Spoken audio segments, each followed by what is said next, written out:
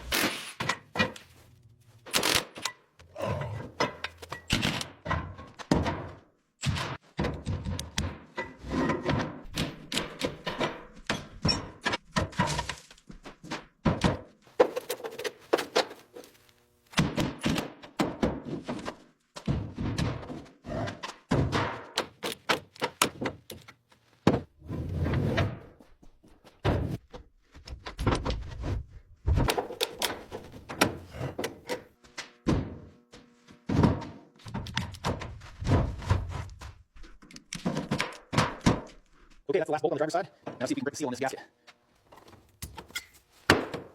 Applying tension now with the puller. There we go, she finally broke free.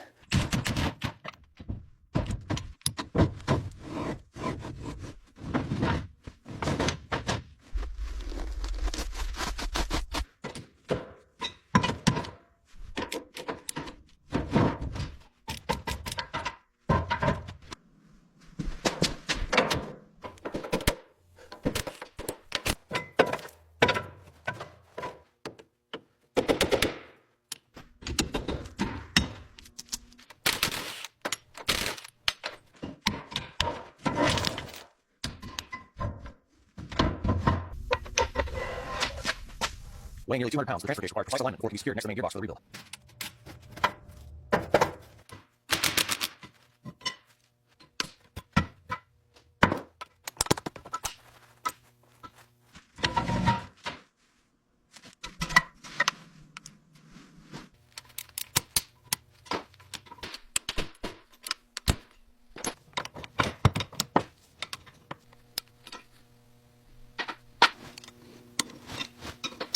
All right, the main bearing caps are off. Now we carefully lift the T214 crankshaft onto the bench. We're dropping the main block into the chemical pack. Years of grease and rust should start dissolving immediately.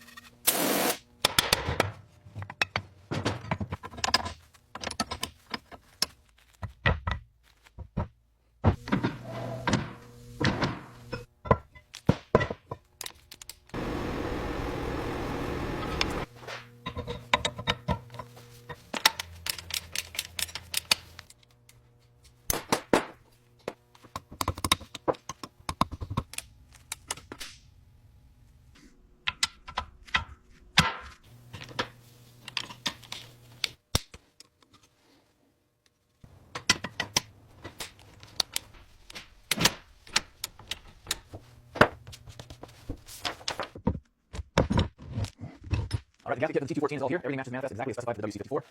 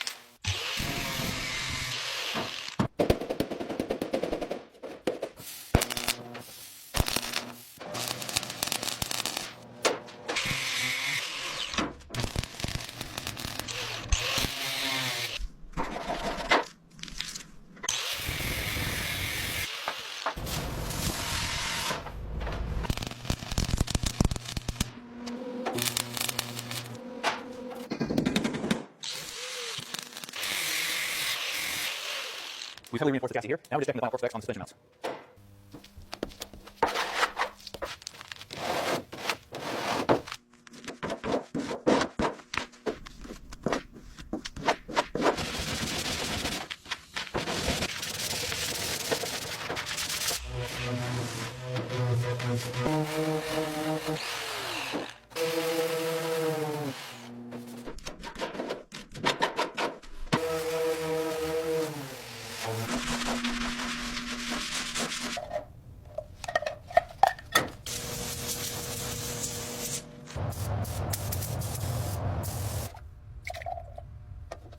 Using the HPLT system, we are now applying the first light coat of the period direct olive drab to the roof section.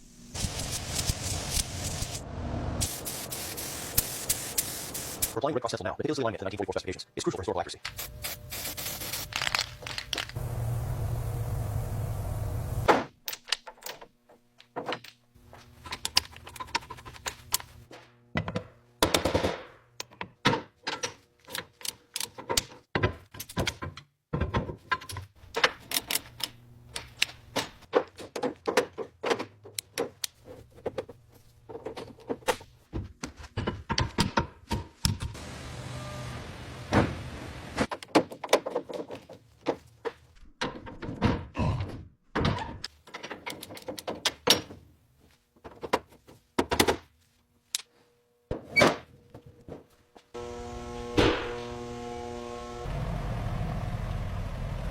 All right, engaging the transfer case now. Here's that clump. Now we'll see how it ends the ground and four-wheel drive.